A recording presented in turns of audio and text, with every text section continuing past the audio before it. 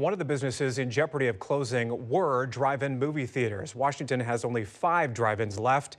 One in particular on Whidbey Island said if they didn't open soon, they'd have to close for good. But as KOMO's Nick Popham reports this afternoon, people near the theater and around Western Washington, too, did not want to see that happen. This time of year is normally the peak season for the Blue Fox Drive-In.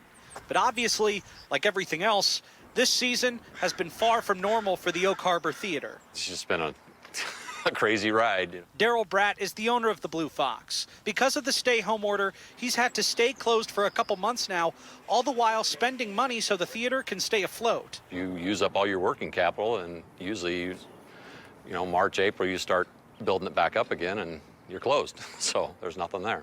But to Bratt, a drive-in theater can be open and safe at the same time. The category drive-ins are in are lumped in with movie theaters, which is phase 3. Well, we're not an indoor theater. So after seeing drive-in church services start, he started a petition to open up all Washington drive-ins. And so far, they've had over 80,000 signatures. It made awareness that we're all struggling. We needed help, and the community came through. After long talks with the governor's office, this weekend, the theater is open for business with a few differences. Everybody's going to be parked not right next to each other. There's at least 10 to 12 feet of space in between. Even though the film lineup includes the Flintstones and Jurassic Park, reservations for a spot this entire weekend are sold out.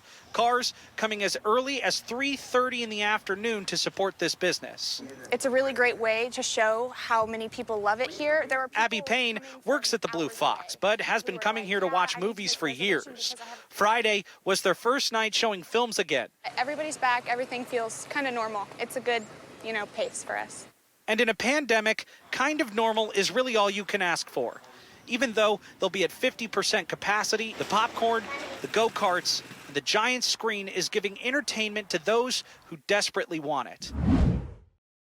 St. Mark's Episcopal Cathedral will sit empty this holiday weekend and for some time to come. We will not be in the first wave of churches reopening. Reverend Steve Thompson says their live stream attracts more people than their in-person services. And even at President Donald Trump's urging, they're in no rush to reopen. It may take us several more weeks, even months perhaps. The pastor at our church sees it differently. Well, I perceive that the president's comment gives us a lot more latitude. Already offering drive-in services, Pastor Dean Curry says with proper safety measures, attending church is just as safe as a big box store. We'll probably open up to small, controlled gatherings in the middle of June. But we want to do it safe, and we want to do it in the best interest of people. Curry says he'll gauge how concern levels go, but won't wait on the governor because church is essential. Yeah, he's got a hard job, but there are constitutional considerations. Members of Idris Mosque are meeting on Facebook. A spokesperson says they'll follow state guidance to reopen. Leaders at St. Mark's agree, saying there's no room for mistakes. The worst thing from my perspective would be that someone contracted the COVID-19 infection and suffered as a result of coming to church.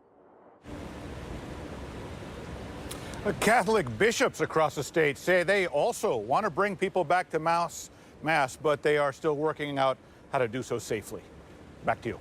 And President Trump's demands are not swaying Governor Inslee when it comes to reopening places of worship. A spokesperson for Inslee says he, quote, continues to work with spiritual leaders and health experts to identify ways to do this safely. While we have read the president's comments, there is no order, and we think he understands at this point that he can't dictate what states can or cannot open.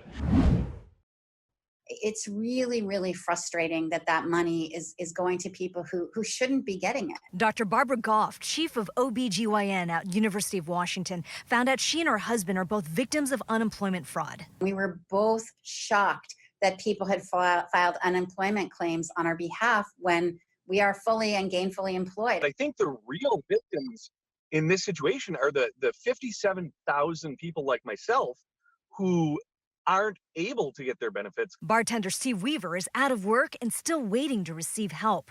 He's demonstrating in front of Employment Security Department offices in Olympia on this Friday. I have a very, very real fear that the money that they owe me won't be there to be paid. I checked in with ESD and asked them what they're doing to stop the fraud. People want to know what changes are being made so that this fraud doesn't keep happening. As we realized the scope and scale of the problem, we took the unprecedented step of holding all payments late last week. ESD says it's teaming up with federal analysts and investigators to look at fraud cases.